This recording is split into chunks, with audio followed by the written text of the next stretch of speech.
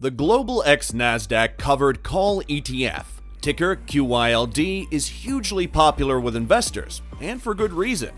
Not only does the fund pay a 12% dividend yield, one of the highest you'll find in dividend stocks, but it puts cash in your pocket every single month. A high dividend yield and monthly cash flow. What's not to like about that? But before you rush to your investing app to load up on shares of the QYLD, is it a good investment, or is there something investors are missing? What are the risks in the QYLD, and is the high dividend yield too good to be true? The Global X Nasdaq 100 Covered Call ETF is an exchange-traded fund, which means it holds stocks in an index and sells shares of the portfolio to investors. Those shares trade just like a stock, so you get a great opportunity to own a basket of stocks with just one fund. For this, the QYLD charges an expense fee of 0.6% that is taken out of fund assets to pay for management. The fund tracks the Nasdaq 100 index, which is the 100 largest companies in the Nasdaq. These are mostly tech companies, but do have a few from other sectors like Pepsi and Costco, because they are in the index. The current dividend yield is 12%, or about $0.179 per share paid out every month. But that might be misleading to new investors. The payment amount is often cut along with the stock price, so you might not be collecting 12% for as long as you hold the fund. So, how does the QYLD work? The QYLD uses a covered call strategy on the Nasdaq 100 index. That's the 100 largest companies in the tech-heavy Nasdaq.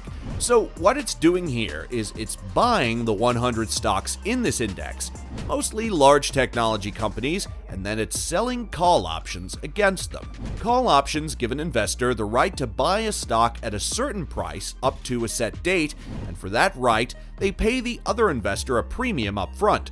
For example, if we own shares of Tesla, but we're worried it might come down from the current $800 share price, or if we just wanted to create a cash flow from this non-dividend paying stock, we could sell a call option to another investor.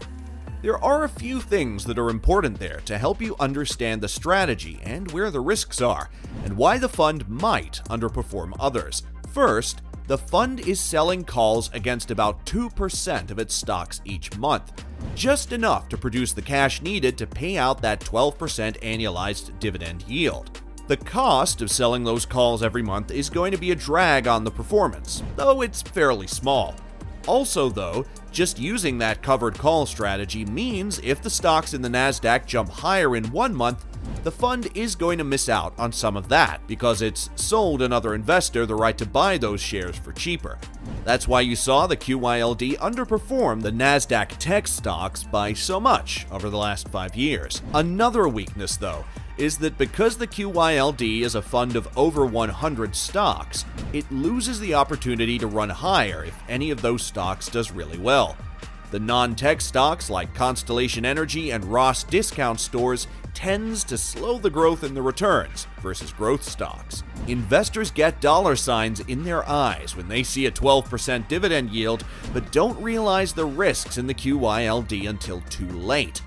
The ETF is down 20.5% over the last year versus a 15.2% loss on the Nasdaq 100 index. The QYLD is down 24.6% over the last 5 years, underperforming the 84.5% gain in the Nasdaq. Investors get that constant dividend, but missed out on 100% in returns. The lower share price means the dividend falls and investors holding the stock may not get the dividend yield they expected. Because of that covered call strategy, the QYLD will almost always underperform the stocks in the Nasdaq 100 when the market rises. The fund sells another investor the right to buy those shares at a fixed price, so misses out on some of the upside. The fund should protect investors a little when stock prices fall. On a dividend-adjusted basis, the loss on the QYLD is slightly less than the price loss on the Nasdaq 100. We wouldn't say the QYLD is a bad investment, but it's not as good an investment as many investors think either. The Global X Nasdaq Covered Call does offer that high dividend yield and pays on a monthly basis, which is more important for some investors, but there is a trade-off. You're asking yourself, But if the plan is to hold the QYLD forever and just keep collecting that dividend, what does it matter if the share price falls? You've also got to ask yourself, how many stocks do you own right now that you've held for more than maybe a year or two? In fact, data from the New York Exchange shows the average holding period for a stock is now just 5.5 months.